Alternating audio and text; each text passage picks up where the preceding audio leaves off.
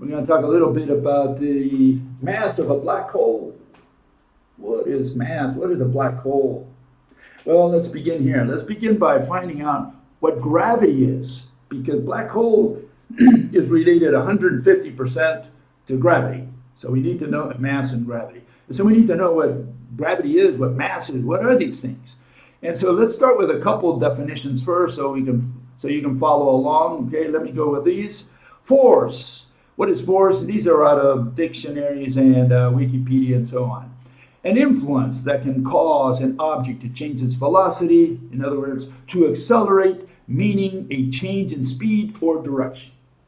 Okay? What is pull? What's the kind of force, right? There's push and pull. Those are the only two forces that we can imagine. You either push something or you pull on it. Then you can change the direction and or the velocity and or the acceleration. Okay? So to draw or haul toward oneself or itself. Okay? So pull is towards towards you or towards the object. Okay? It's an attraction. It's a tug. Okay? Let's get that right. So we know what pull means. A lot of people want to do pull through push. They want to push from the outside, right?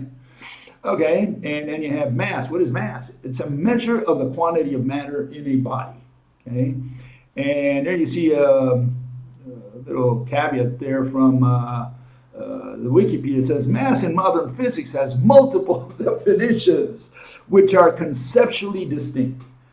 Yeah, here we are, 400 years after Newton started talking about mass, and they still haven't figured out what mass is. You will now find one definition. They have all these other definitions, and they introduce some throughout the presentation, throughout the dissertation. Whenever they need this definition, they use that one. Whenever they need the other one, they use the other one. Okay, and so this is the problem. The mass is a massive problem because they never defined the word mass. Even to this day, they don't have a definition, a scientific definition, one that we can always use consistently. They have all these 500 definitions, and they use them all at the same time. And that's a no-no in science. Field, what is a field? You need to know what a field is. Very important word in mathematical physics. A physical quantity. I like that. A physical quantity. No such monster. Either it's physical, meaning it's an object, a thing, or it's a quantity, which is a concept. So it's either an object or a concept. What did they do? They measured them together to cover all the bases. They said it's both. It's an object and it's a concept. You know, God is both an object and a concept. God is this human figure, and he's also love and intelligence, who knows what else. Okay, so they put them together and they say, hey, we got our God. He covers all the bases because he's an object, he's a thing, and he's also a concept. And that's a no-no in science as well. So field is not a physical quantity. It's just a quantity, nothing physical about a field, that has a value for each point in space and time. Okay, so it's numbers. Field is a bunch of numbers. Okay, let's get that straight. That's how we're going to use it here. Okay, so if you say, oh, but the field moved, then no, fields don't move because numbers don't move. Okay, you got to understand the definition of the word field. You need to know what a force is and what mass is. And there you have it.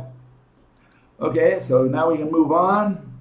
Here we have an expert.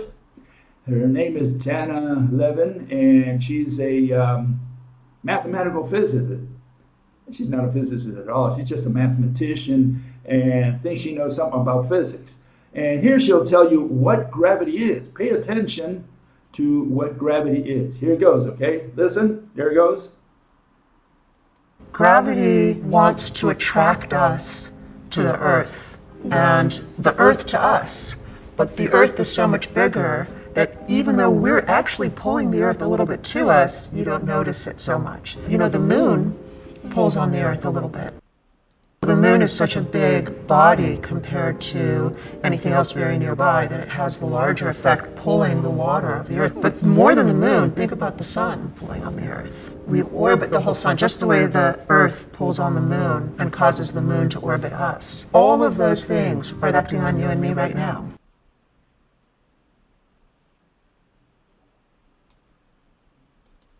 Okay, so what is gravity according to Ms. Levin? Well, it's pull. Some kind of pull, whatever pull is, okay? We had a definition just now, so that's what it is. And here we have another fellow who also says that it's some kind of pull. Okay, here it is. And he's Derek Muller, and listen carefully. If you have I'm your sorry, it's Richard Muller. it's a big mass here, and you have you with your little mass here, that every atom on the Earth is pulling on every atom of you.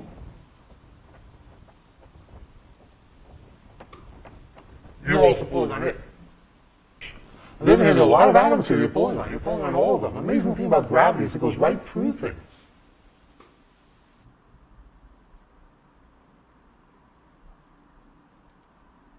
Okay, so we have Richard Muller. He's from Berkeley University. I think he's retired now. I'm not sure about that. And Dana Levin, they both say that gravity is some kind of pull. Every atom on Earth, let's get that right, every atom on Earth is pulling on every atom of you. So let's just pull one atom out of you, one atom of the Earth. What they're saying is every atom here in the Earth is pulling on every atom of you. One atom is pulling on you, on one atom of you. One atom against one atom. One is pulling. How do you pull without a mediator? That's what you have to think about. And just in case, let's rub it in one more time. Here it is. These are different statements out there, from prominent places. Obviously, you have to have a prominent place. People believe in authority and, how many mathematicians voted for a definition or whatever. Well, here it is. Here's from Jefferson Labs, their nuclear facility. Gravity affects atoms the same way it affects all other matter. Every atom creates its own gravitational field, which attracts all other matter in the universe. In other words, every atom attracts every other atom. Next one. Gravity is a force that pulls all objects in the universe towards each other. So if you have an atom, it pulls another atom towards itself. Every single object with mass exerts gravitational attraction on every other particle in the universe. Atoms have mass. So you have an atom that's pulling on another atom. Again, pull, attraction, okay, tug. Every single atom pulls every other atom, stack exchange. It is true that each atom attracts every other atom, okay? And ask an expert site there. Gravity, an invisible force that pulls objects towards each other, NASA. Okay, so how do you pull? Well, you can have a tape there, like I put up on the top there, the white one. You can have a rod. You can have a chain, the one in the center. You can have the one right above it, which is a thread. Okay, you have a rope underneath the chain. You can have a ruler or some kind of tape of some kind. You can have wire, you can have a cable, coaxial, whatever. It's got to be an elongated object that pulls between any two atoms. Okay? It's got to pull. One atom has to be able to pull on another atom. The only way you're going to do this is having a mediator, a physical mediator. Okay? I don't know what part people don't understand about that, but that's what is required in order to produce gravity. You need to have pull, and that pull has to have a mediator. There's no other possible way that we can imagine. If you don't put a mediator there, you're doing black magic. You're doing action at a distance. You're doing, witchcraft. You're saying this object pulls on that object, but there's no mediator between them. Okay, so that's the situation. You had better put something between two atoms. Okay, it's got to be a mediator. It's got to be a physical mediator. It's got to be an object, a thing, and an object is that which has shape. Okay, you don't have to see or touch it, but it had better have shape because that's the definition of object. Okay, so here's one of the ways these people try to explain the movement of the Earth around the sun. The sun pulls on the Earth pulls on the sun, and so they have this mechanism which has nothing at all to do with pull. Here it is. Okay, you see the Earth rolling around the sun, and it's going what? It's going through this depression. They say, hey, the Earth simply cannot leave the depression. It's kind of trapped in this hole. Okay, that's the way they do it. And instead, what we have is a little different proposal. We're saying, no, the Earth goes around the sun because every atom on Earth is bound to every atom of the sun like they just explained, that's how you can explain pull. And then you have this centrifugal motion of the Earth, and that's what keeps it in its orbit. The fact that it's tied, but at the same time bound, to the sun, every atom of the Earth to every atom of the sun, and at the same time it's rolling around, and so it has no other choice but to stay within the solar system. And here you have a very crude notion of how the Earth goes around the sun, more or less like this. Okay, a boy swinging a ball at the end of a string or a rock or whatever. That's why we do not fly out of the solar system. Very simple. Every atom on Earth bound to every atom of the sun. Very easy to understand. The only problem, we can't see or touch the mediator, because an object is not that which you can see or touch. An object is that which has shape, and that's where the problem was all these years. Okay, so what do we propose? Here it is, very simple. We say that every atom is bound to every other atom. Here you have the 2D on the left, the 3D version on the right. Okay, and what you have is this rope, pair of bound threads. We call it a rope because that's what it looks like. That's the only reason we call it a rope. And you can see the atoms are pumping. They're going back and forth, doing their quantum jump. And by doing so, they torque the rope. And the torsion along the rope is what we call light. And that's essentially the model. This is the construction of that model. Okay, you can see the one thread goes through the center of the atom, builds what we call the proton star, and then the other one goes around and forms the electron shell, which encapsulates the proton star. That's the model. Okay, that's the thing. Okay, and every atom in the universe is bound to our atom. Okay, that's essentially the model. Okay. And so here's the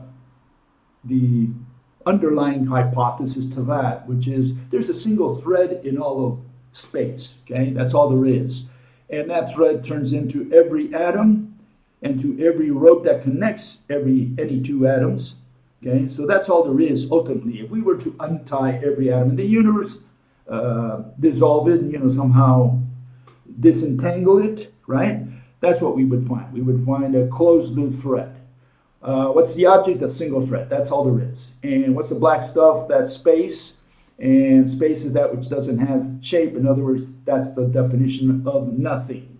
Okay, so don't look for a frame around the black stuff because there ain't one. Okay, it's just nothing. It has no shape. That's what space is, nothing. And the only thing is this thread which turns into matter and the energy, you could say, the rope that interconnects any two atoms. And here's the transition. You have a single closed loop thread, and if we were to untie everything, right? And here we're going in reverse. We're going to tie that. We're going to bind it, turn it into these threads that tie every atom in the universe, and there you have the model at the bottom. That's what it looks like if you were to take any two atoms. That's our basic model. That's our starting point.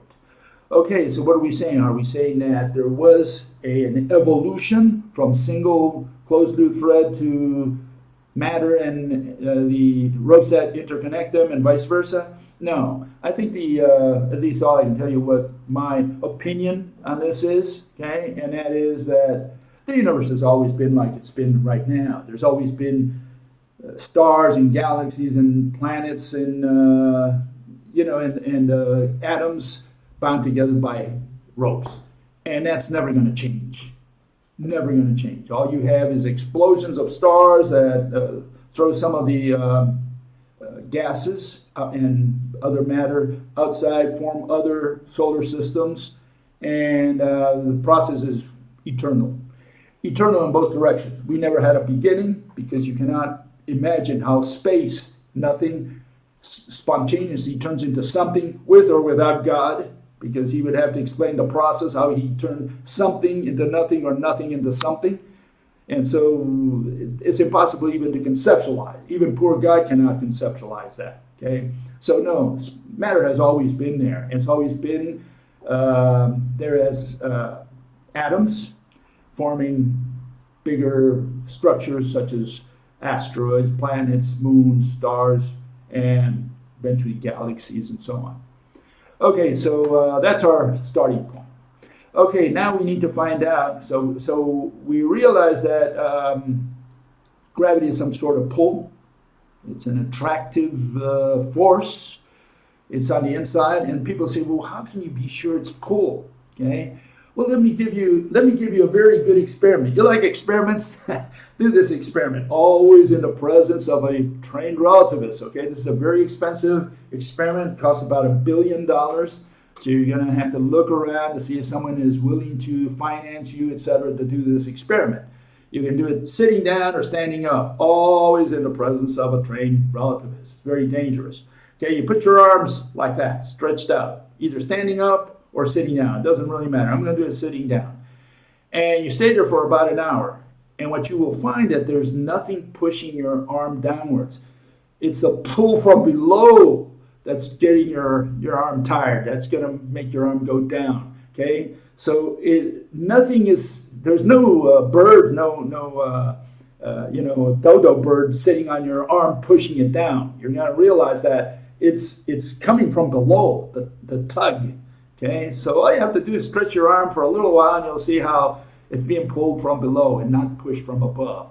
That's to get a feel for the pull of gravity. Okay, so yeah, gravity is a pull, and we've always known this. We always had the intuition of it, and people started creating some of these Lesage or Casimir type processes where they remove the matter between two objects, and they say the particles or whatever from the outside are pushing them together. So they have this push gravity. People with very little mental capacity, actually, it fails miserably. Okay, so here we go back with our good old Jana Lemon, and she's going to tell you how you do action at a distance without a mediator. Okay. And how's she going to do that? Well, like all mathematicians, they're going to invoke this ether, right? And they don't call it ether anymore because, Wolfman or Nobel Prize said it's taboo to use the word ether. So what they say, they call it space-time, or they call it field. And I'm going to do it with a field. What's field? A bunch of numbers, right? Value at each point in space. That's what a field is. Remember, that was the definition we had. Okay, so here we go. This is Jana. And listen to her carefully. Here it goes. So you can also think of a gravitational field, something that permeates all of space. Even though the Earth is 3 stories below us, it's not as though it's pulling at us from a distance. We're actually interacting with the field at this point. And that's nice because people were worried that if things acted at a distance, that the way the old-fashioned inverse square force law describes it, that it was as spooky as like mind-bending, that it was like telekinesis. If you don't touch something, how do you affect it? And so the first step was to start to think of gravity as a field that permeates all of space. And it's weaker, very far from the Earth, stronger, very close to the Earth. So one way to think of this field is as a field that's really describing a curved space-time that is everywhere.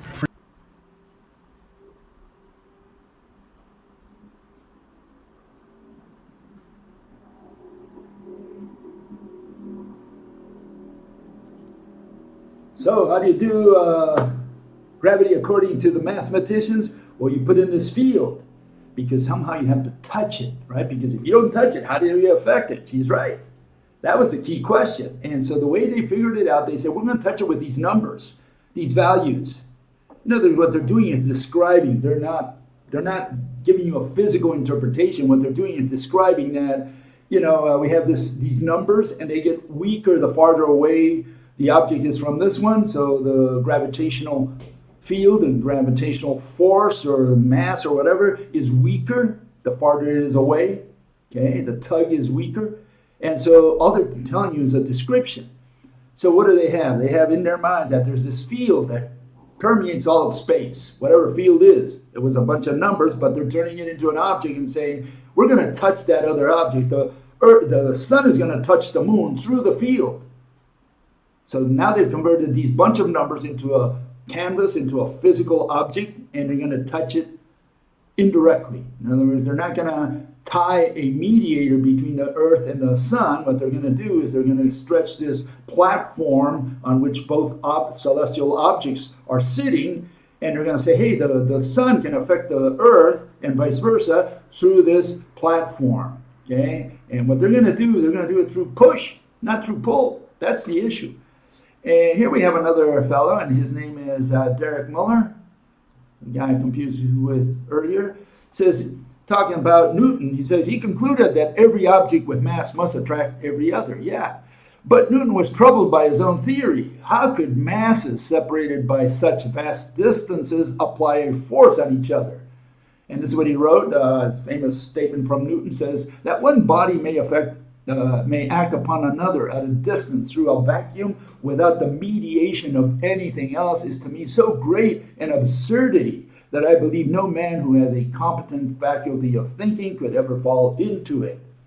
Absolutely. You know, he couldn't figure out how it worked. And he wanted to do it with particles because he was a particle man, just like everybody in his generation. They were all etherists. They saw this universe as a bunch of particles in the background that was creating all these phenomena they couldn't see or touch. And so they created the ether, a bunch of particles, and even with that, they could not explain it. And so they said, you know, I have no idea how this works. I can only describe mathematically using mass, and he didn't use the word field, it didn't exist at the time, but he could do it with mass and talk about gravity and gravitational attraction, but he did not understand how the process worked. And so they had to create this field thingy. Okay, they had to get this field thingy, and here we have good old Derek, also like Jana, telling us that it's the field. Okay, so listen carefully to him. Here goes. Bodies do not exert forces on each other directly. Instead, a mass like the sun curves the spacetime in its immediate vicinity. This then curves the spacetime around it, and so on all the way to the Earth. So the Earth orbits the sun because the spacetime Earth is passing through is curved. Masses are affected by the local curvature of spacetime, so no action at a distance is required.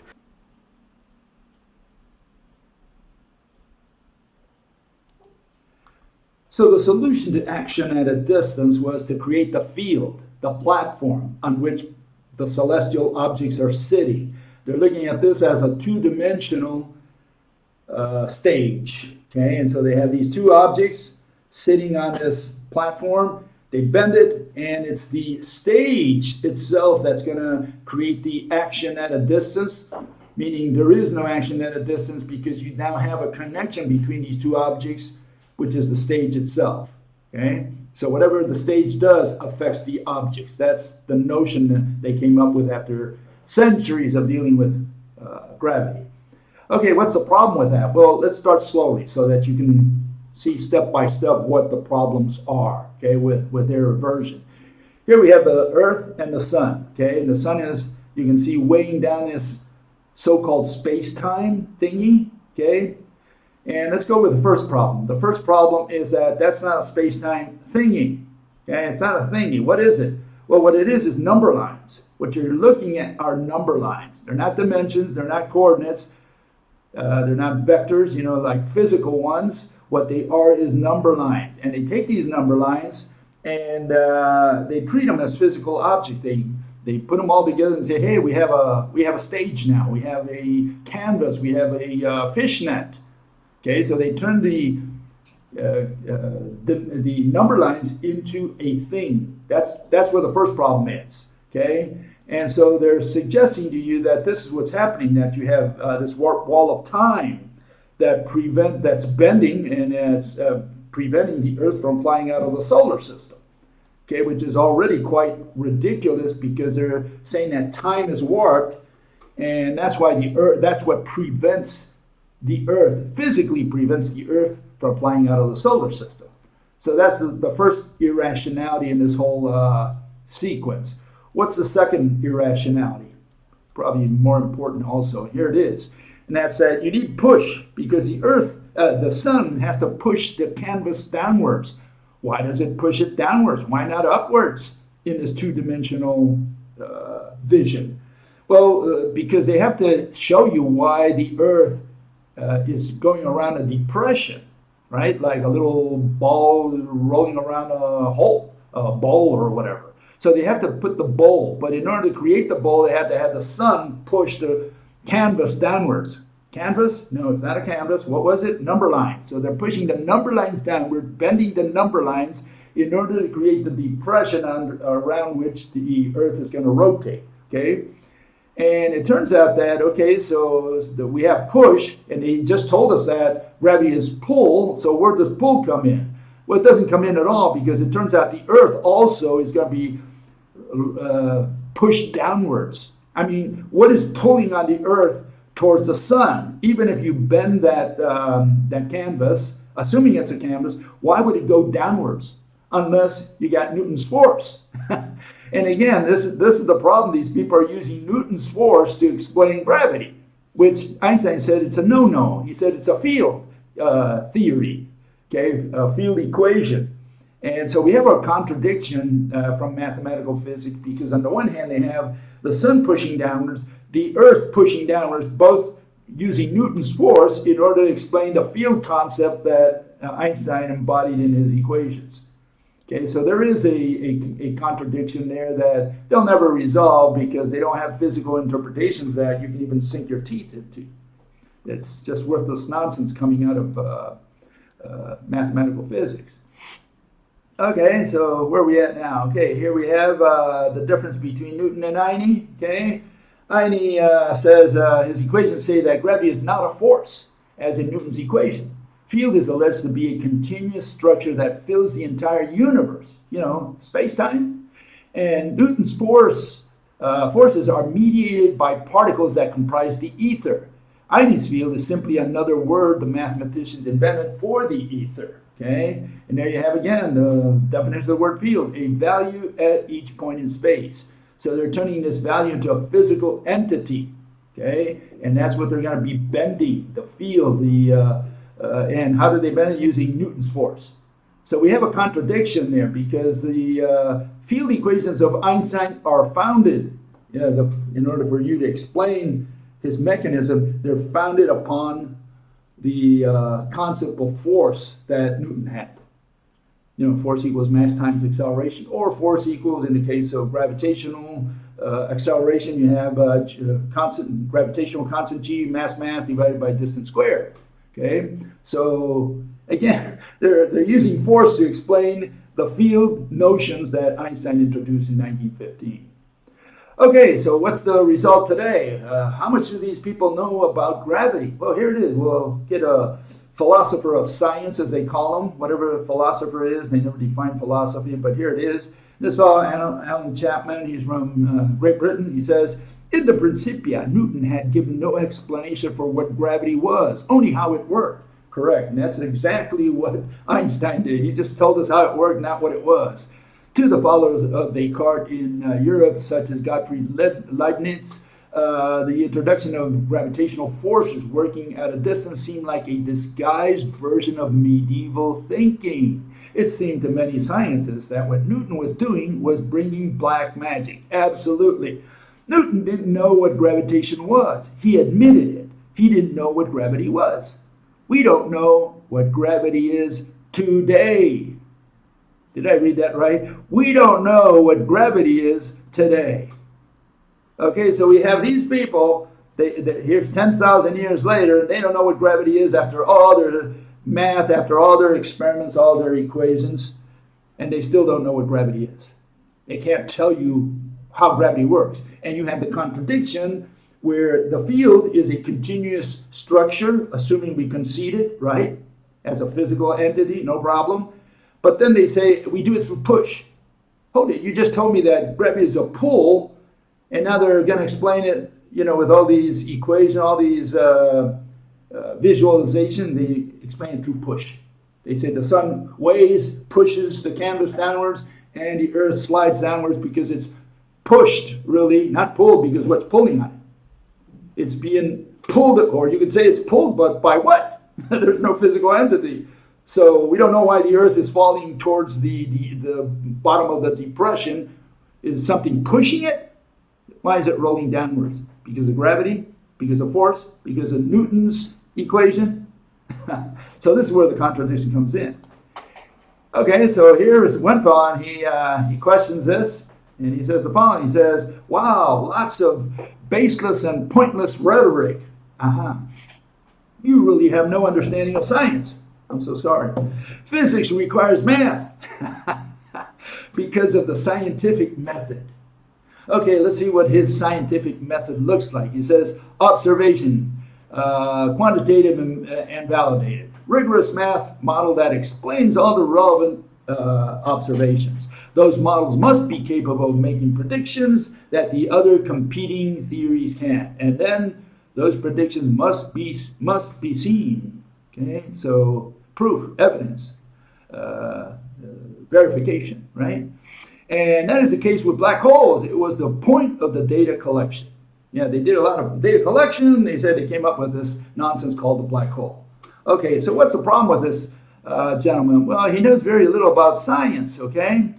Here we have it. Observation, that means gawking. You gawk, because by observing doesn't mean you understood anything, you know?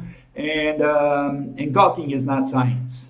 There he says that math explains. No, he never learned this. Math has no power to explain whatsoever. Math can only describe. It's a descriptive language, not even science. It's not even part of physics. It's just a language.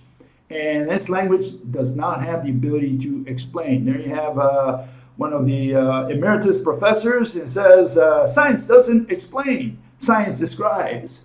Meaning math doesn't explain. Math describes because they've equated. It's the mathematicians who have turned math into science, math into physics. Okay, it's them. Why? Because they cannot explain with math. That's why they said, hey, science doesn't explain. Yeah, of course, because math doesn't explain. It doesn't mean science doesn't explain or that physics doesn't explain.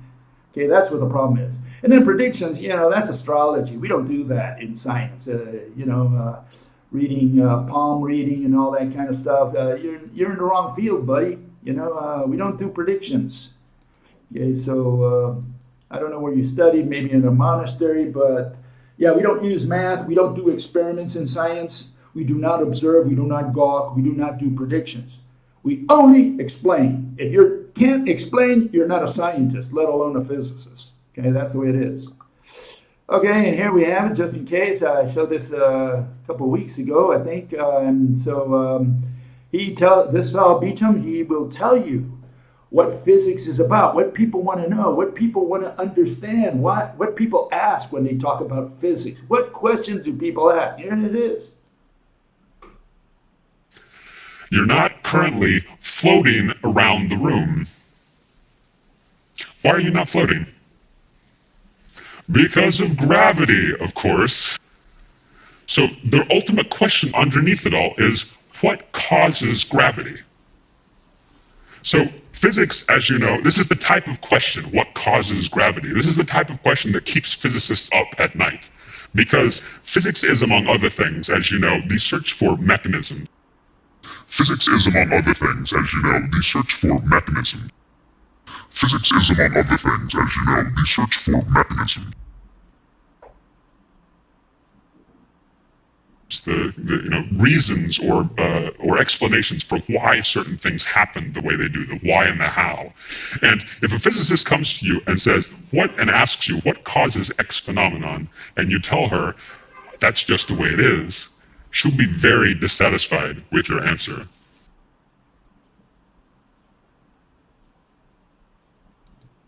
So what is physics about? Physics is about mechanisms. You need to have a mechanism. You don't have a mechanism, you're not doing physics. Mechanisms require objects, not math. We don't need equations. We do not need words such as field or mass or energy to explain a mechanism. In fact, you can't use those words because those are reified concepts. So you cannot use those words in science, okay? What can we conclude? Well, here's a kind of like a summary, okay? Math can only describe. Math has no power, authority, or mandate to explain. Math only deals with what? Dynamic concepts. That's all that math can do. It doesn't have any power outside of that.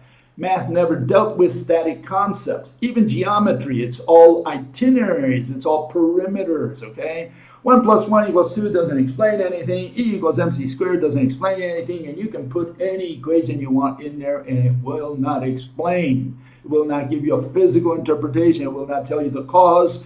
It will not tell you the mechanism.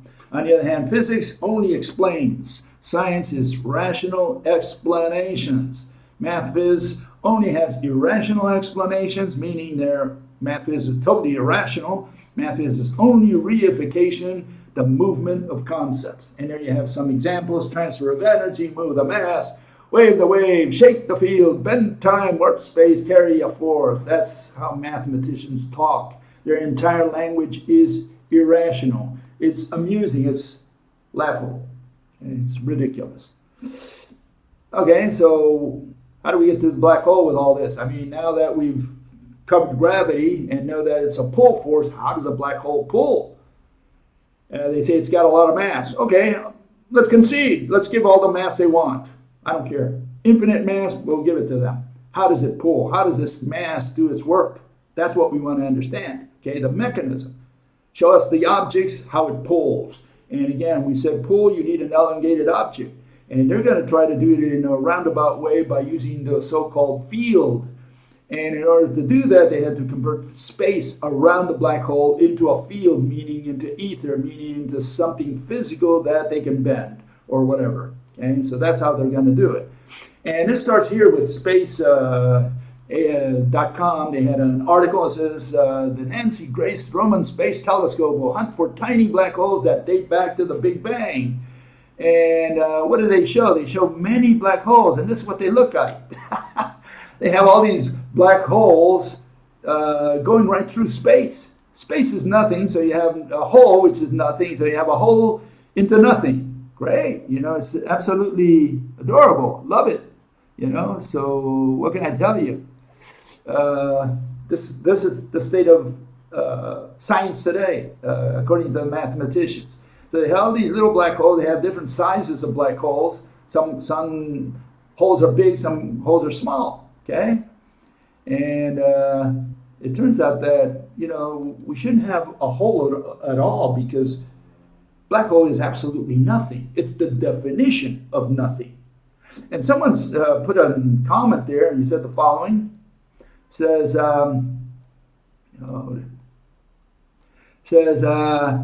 your title is an assumption based entirely on a theory. There's no real requirement that black hole objects have zero volume, zero mass, zero time, etc.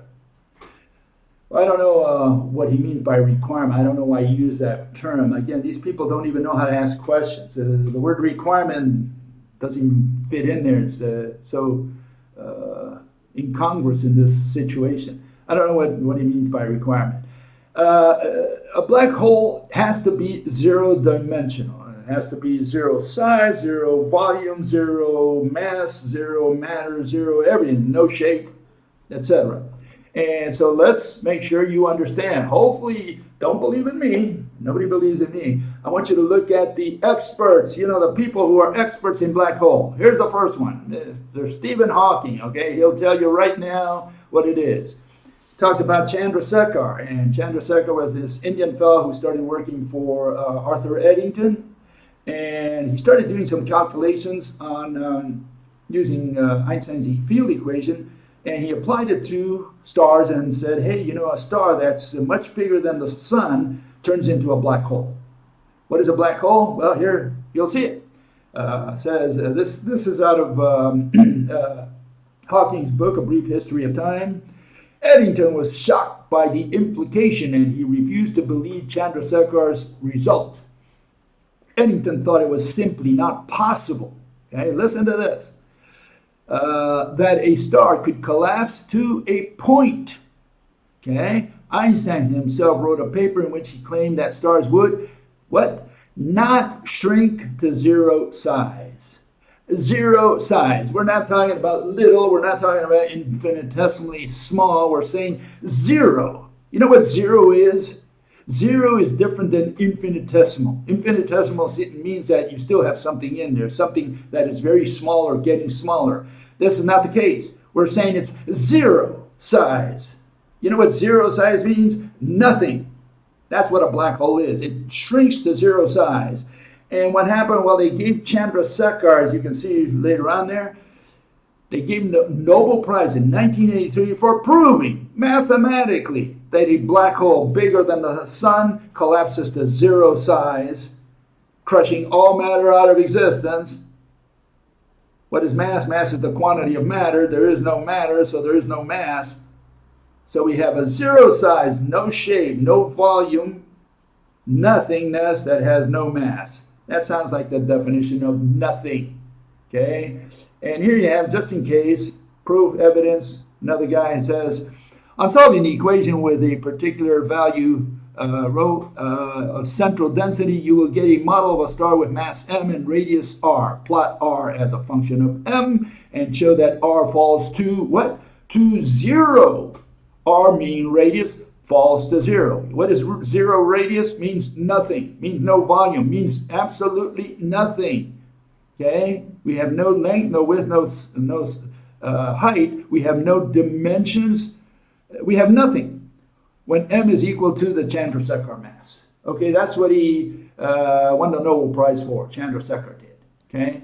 So all I can tell you is, the black hole, all black holes fall to zero size because not only do they crush all matter out of existence, but they collapse to a point, to a singularity, which is absolutely nothing. So we have no mass because there's no matter, and mass is the quantity of matter or a measure of a quantity of matter. That's why we had to define these words up front. Okay, and so we have good old Jana living again, and what does she say? She's got the wrong idea. She says, the interesting thing about black holes is that they're hugely heavy, but they're actually physically really small. So this lady, she did not learn the first thing at all at the monastery or the convent where she studied. She didn't realize that, no, they're not really small. They're absolutely nothing. They're zero size. Zero is not small. Okay, so a black hole is not, or singularity, right, is not small. It's zero. Zero volume, zero size, no shape. Okay, that's the first thing. And they can't be hugely heavy because black holes crush all matter out of existence, and therefore there is no matter, meaning that there is no mass because mass is a measure of the quantity of matter. That's how simple it is, okay? But let's see how good old Jana here contradicts herself, because she's going to say something even weirder, okay? What did she just say? It's small, okay? Let's find out how small it is. Let Jana tell you in her own words. Let me get this. Where did you get it? She'll tell you in her own words. Here it is, okay? Pay attention. Here goes. A black hole might be different than you imagine. It's a place and not a thing.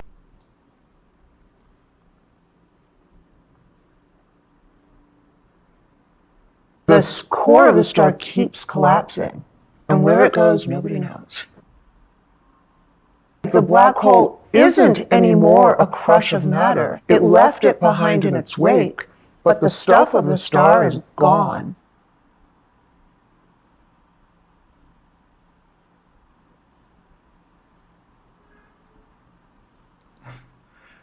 Okay, so it's not a thing. Black hole is a place. So how big is a place? It's a location. Okay, it's what they call position in math. Okay, so a black hole is just a place. It's a location. Okay, that's what she's saying. And people don't understand that. They're not listening to what she's saying. In fact, she's not listening to herself. On the one hand, she says it's very small and very heavy, and then she says, oh, by the way, it's not a thing, it's a place. So how heavy is a place? What's the size of a place? A location. And here we have another bozo, okay, and his name is Derek Miller. He says, in theory, you would see everything that has ever fallen into a black hole frozen on its horizon, including the star that formed it.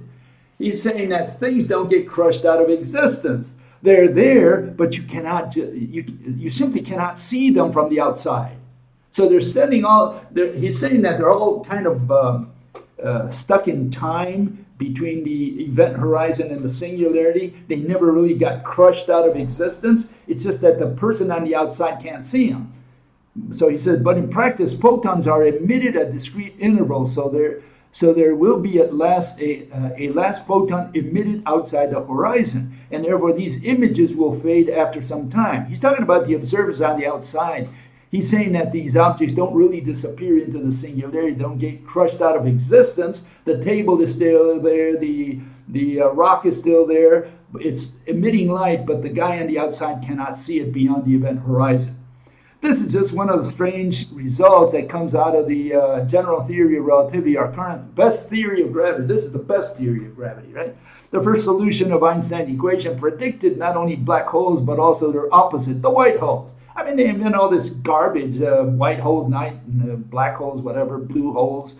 It also implied the existence of parallel universes. Oh, great. And even possibly a way to travel between them. Well, I hope not.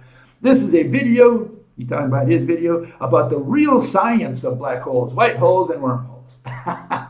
So this is the real stuff, people, okay? So please pay attention. And then he tries to tell you what a black hole is. He says it would require a lot of mass. He takes this big mass, the star, bigger than the sun, right? And he's going to collapse it down to a tiny space. That's how he's going to explain this, this transformation from a star to a black hole, okay? And so he talks about a tiny space, okay? So he says big thing turns into little thing, okay? And then somehow the matter still remains somewhere between the event horizon and singularity, or maybe on the surface of the event horizon, who knows, because they just keep telling different stories different times, okay, depending on how they want to make their money that day, okay? And then he says the following, he says, a lot of mass collapses down to a tiny space. Okay, great. The singularity is not actually a place in space. Instead, it's a moment in time. Okay, so let's see if we can reconcile some of these versions. Here we have good old Jana versus Derek, okay? Jana says, a black hole is not a thing, it's a place. And Derek says, a black hole is not a place, it's a moment in time. And all these people are PhDs. They're teaching out there, and they're making money convincing the public that they know something about physics and about black holes. Let's look at the conclusions. What can you say about a black hole? Well, here it is. Let me put it very clearly to you. A black hole is not a thing. It's a nothing. It's a nothing. Black hole is invisible, can't be touched. It has no size. It has no shape. It's 0D, meaning it has no length or width or height. It has no volume. It has no matter because it crushed it all out of existence. And it has, therefore, no mass because mass is the measure of the quantity of matter. What is a black hole? Nothing. If they're all 0D, if they're all no volume, no shape, and they have no mass, all black holes have the same exact mass, 0. That's the mass of any black hole. So when they talk about all these black holes, one bigger than the other one, and this one's humongous, all they're talking about is a number that they put in an equation, okay? And they put it in there what? So they can explain in their roundabout way why the visible matter acts the way it does. So if they see a bunch of gases moving around or a star moving around, they say that was caused by a black hole. Where's the black hole? Well, we can't see it, but it's a mass that's in there. And that mass supposedly is 0-dimensional, has no matter, therefore it has no mass. Therefore, you're saying, okay, so what do we have? And even if we concede all that, how does that mass affect the star or the gas, the real one, the one they can see? Well, they say that mass weighs down, Newtonian-like force, weighs down the canvas, and that one affects the gases and the stars millions of miles away. That's their explanation. They call that a field. They say it's warp time, whatever they call it. And that's the state of the art of mathematical physics in a nutshell for you.